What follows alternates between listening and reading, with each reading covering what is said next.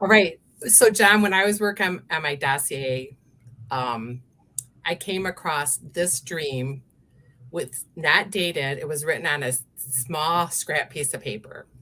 Huh. I'm guessing it was from the early 2000s, but I think it's about today. So here's the dream. Carpenters came to Grand Rapids. No room for them in any hotels. I called Ellis Bros with a question mark, House of Prayer. In parentheses, I have on a tea kettle hotel. So it's a House of Prayer hotel. Huh. There was a waiting list at the Elias or the Ellis House of Prayer Hotel. You have to let a poor person stay with you.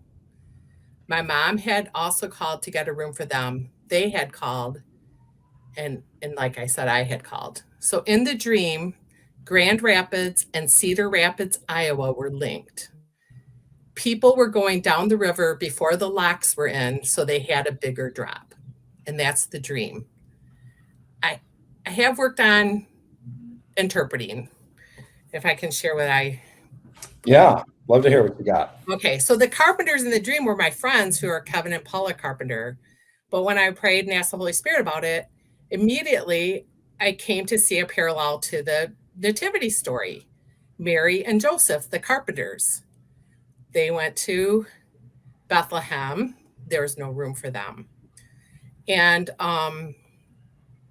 and I was thinking at that time, it was all the world was supposed to be taxed. And right now, all the world is taxed Huh. physically, emotionally.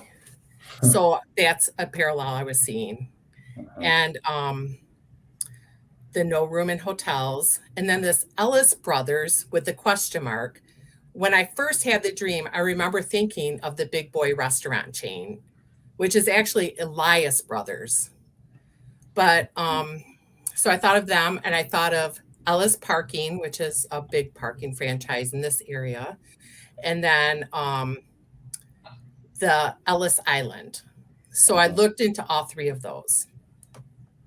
And for the Elias Brothers, which is the big boy chain, um, it was said they called themselves There people called them the brothers. They were three brothers actually, and they were noted to have character and devotion to family, energy, integrity, stability, and fellowship.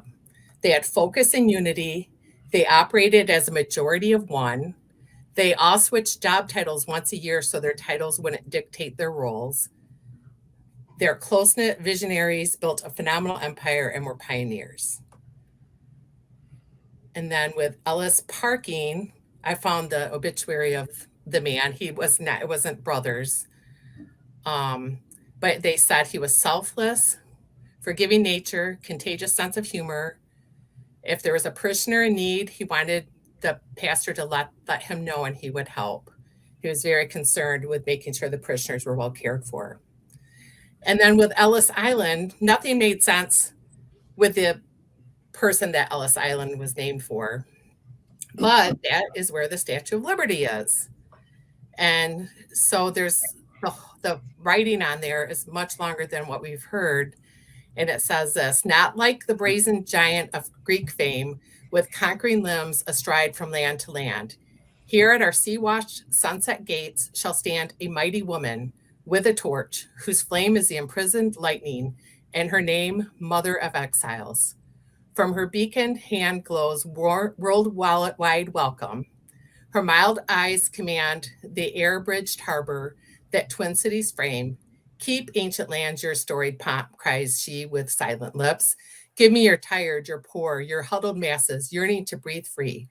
The wretched refuse of your teeming shores. Send these, the homeless, tempest tossed to me. I lift my lamp beside the golden door. So when I was thinking of the house of prayer, I thought of the church where, or what Jesus said when he went through the, turning over the tables and everything. My house shall be called a house of prayer, but you have made it a den of thieves. And then in Isaiah it says, my house shall be called a house of prayer for all nations. Yeah. And I just feel like these descriptions from the Ellis theme is description of how the church should be. So that's the main part. The Cedar Rapids and Grand Rapids, I just think in double rapid, things happen faster. Um, and then people going down the river before the locks were in. So I kind of remember seeing them as floating on the river. So I think of the river of life. And the locks, like at Sault Ste. Marie, are meant to help ships transition from one level of water to another. But there's no locks here, and there is a dam coming up. So there's going to be a quick change that would be unexpected, I believe. So that's kind of my thoughts on it, but I feel like there's other things in there that I didn't quite get. I think you're off to a great start. There's definitely a lot there. I also think that it may not be a dream that gives you the full understanding of the meaning by itself. By the way, for anybody that doesn't understand, at the beginning when she said I was working on a dossier, Julie's been part of the spiritual intelligence mentorship. And so one of the things that we teach in the spiritual intelligence mentorship is how to do a dossier. If you're not familiar with culture, particularly, and I put the link in here, spiritualintel.com. We're actually unloading our new class right now. But a dossier is an intelligence analysis of two or more dreams or two or more pieces of spiritual intelligence information, two or more data points. And so when we do one dream, we call it a dream report. When we do two or more, we call it a dossier. So that's one of the things that we teach. And by the way, when you look at Genesis 41 and you see the two dreams that Pharaoh had about the same topic, and it was said, the dreams are one and the same, right? This is an idea of a scriptural dossier, but there's also another one, and that would be the story of Joseph, the dreamer and the dream interpreter.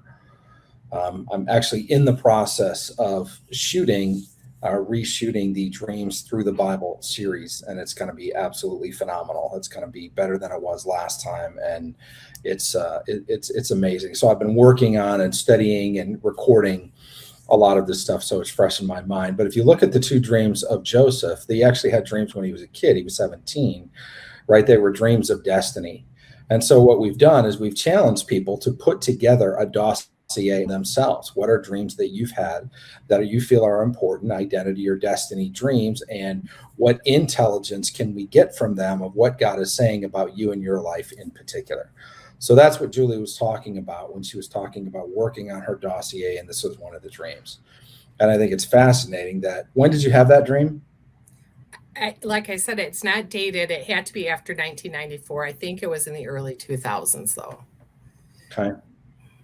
And you're working on it now, and you're feeling like it really applies to today. So this is a dream from 20 plus years ago that you feel is germane to the moment of current events that we are in right now, which is fascinating. I mean, God probably knew, here's a little scrap piece of paper. She's going to take John's class in 20 years and come across it. You know what I mean? I don't. Yeah, it's total coincidence. Don't worry about it. Yeah, no, that's really cool. I like the symmetry of this dream. And maybe it's just the way I wrote it down for you. But if you go to the first line, it says the Carpenters came to Grand Rapids, but there was no room. So you got people who work with wood and a river reference. Then you go to the last line, Grand Rapids and Cedar Rapids. You got the same town, but you also got the added Cedar part, which, Cedar is Lebanon. That was pretty huge. Friends of Israel, sort of. If you get the Grand Rapids, big Israel. Small one next door, Lebanon. And then you go to the next line down, and on the bottom, the next line up, it says, "Call the Ellis brothers' house of prayer," and the bottom one was Mom and Julie called. So you have two brothers, and then you have a mom and a daughter. So you've got a familial tie, kind of getting towards the center. In the very center of this dream is you have to bring a poor person to stay with you. So I think it's kind of an interesting sandwich. You got the bread is the carpenters and the wood on either end. You have the family in the next layer in, and then you have the poor all the way in the middle, protected by everything that's around them.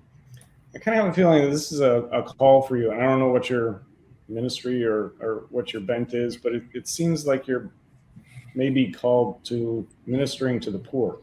Hmm. Jesus said, we're always going to have poor with us. They're going to be here forever, and they need to be taken care of. So, that's pure religion, to take care of the poor and the widows. And, the house of prayer kind of is the lead in to that. So, I don't know if any of that resonates with you, or if you're ever planning on doing it, but that's kind of what I'm seeing in this. I kind of resonated with that line, the mother of exiles, with the Statue of Liberty, and that would, I think, include the poor. Yeah. But I just have had a heart for the nations since I was a kid. Yeah. Yeah.